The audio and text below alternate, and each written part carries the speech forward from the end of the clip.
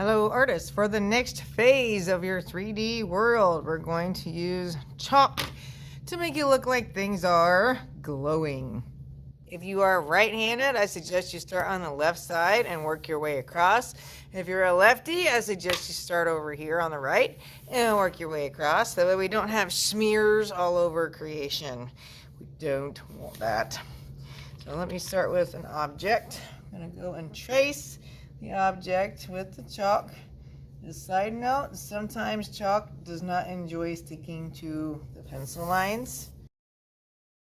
And when we get dust buildup, just knock it off on your table. Try to resist the urge to blow the chalk.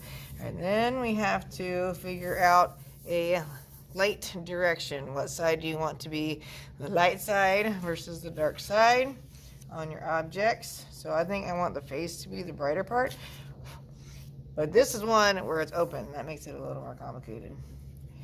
So I'm going to take the chalk and color a little more towards the front and then blend with my finger towards the inside. So on this one, it'll fade in because of how the object is designed. On the other lines, we want to blend them a little better, so we will have Q-tips, and you just gently follow the line. Gently trace it with the Q-tip. And then it looks like it's glowing.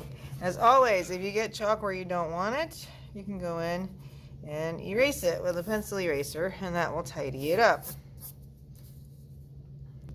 All right, let me try another one just to show you. One that's not hollow. You want the face of the object to be bright.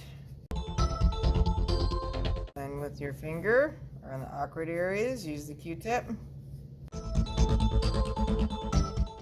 When you need to clean off your finger, I suggest you wipe it on a paint shirt or use one of our handy table towels and wipe it on that.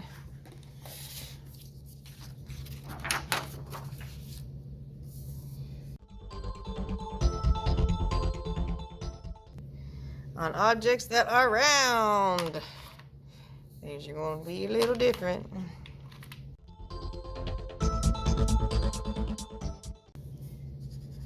Filling in the face. And I'll put a little more chalk along the bottom edge. I'm blending away with my finger so it fades out.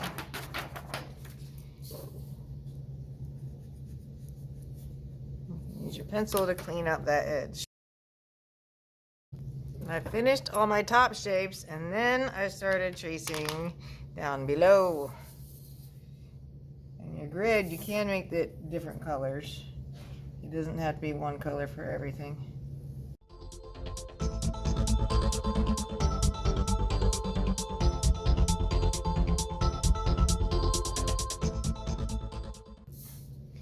I stopped here because I've got objects. If I traced the whole thing and then went back and did my objects, I'd be smearing chalk everywhere. That's why I took a pause so I can go back and fill in the objects.